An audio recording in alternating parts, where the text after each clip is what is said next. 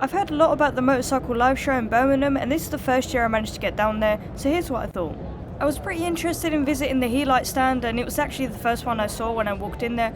They're making these motorcycle airbags which are pretty expensive, but apparently when fully inflated they can absorb the impact of like 50 back protectors or something, so I was pretty interested in trying one on. They had a lot of good options to reduce the price. For example, they were selling some second-hand ones, and I think you can even part exchange your vest for a new one if you like.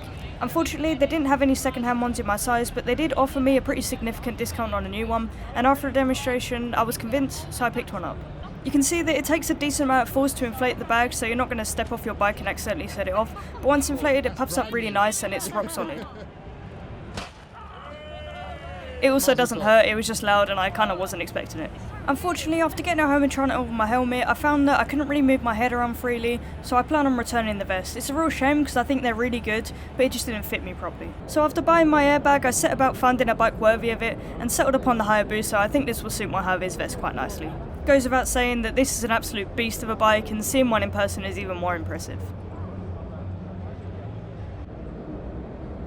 Not the best looking bike in my opinion, but what it lacks in looks, it definitely makes up for in personality. Sounds familiar actually. I thought two-stroke bikes were before my time, but for the small price of £30,000, you can have your very own road legal two-stroke, courtesy of Langen. They're making a limited run of these two-stroke 250cc bikes. I can definitely see these being collected rather than ridden, but for me, that's just not how bikes are supposed to be. It was very pretty though. After my day at the motocross track, I definitely want one of these, a CRF 125F. It fits so well, I would love to ride one of these on dirt. It's just the hassle of having to have a trailer to cart it back and forth since it's not road legal. Could get a road legal dual sport or something. It's something that I'm going to look into in more detail.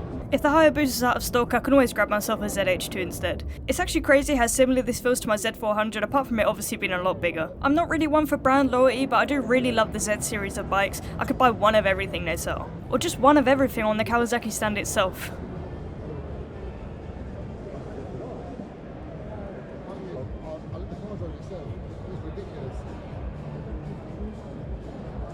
The Harley stand was pretty enjoyable. They had these bikes on these rolling road type setups where you could basically just sit on them and rev them, but unfortunately when we got there this one was cooling down.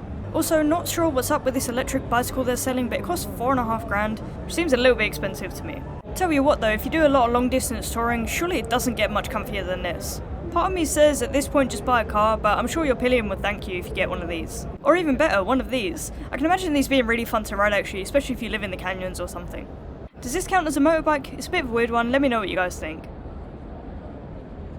There were a huge range of electric bikes this year. You're definitely spoilt for choice, more than we've ever been. Unfortunately for me, the price is still quite a bit of an issue, but the technology really is getting better. These Super Soaker ones really appeal to me just because you can remove the battery and charge it in your house, so if you don't have a charging point outside your house, it's not really a problem. But they do have a pretty low range and a pretty high price tag. Zero are doing quite a good job though. The bikes are still pretty heavy and pretty expensive, but very powerful, and the range is pretty good too. The biggest disappointment for me was the gear. There was a lot of gear. If you haven't got anything, it's a really good place to go and try a bunch of stuff on, but the deals weren't any better than just ordering stuff online, so I'd really recommend trying things on. Once you've found what you want, just go home and order it. I did buy a pair of boots, and when I got them home the quality was a little bit suspect, so I'd just be a bit careful about what you're buying. Make sure you're looking at it properly. Not everything there is reputable. Overall, I had a really good time. I definitely think it's worth the visit. I was a little bit disappointed because I heard so much about how good the deals were supposed to be, and in my case I just didn't find that things were much cheaper than ordering them off of like a sports bike shop or something. But the main benefit, there are loads of bikes and there is loads of gear to try on all in one place. Let me know if you guys went and how you found it, and as always, safe riding, and I'll see you in the next one.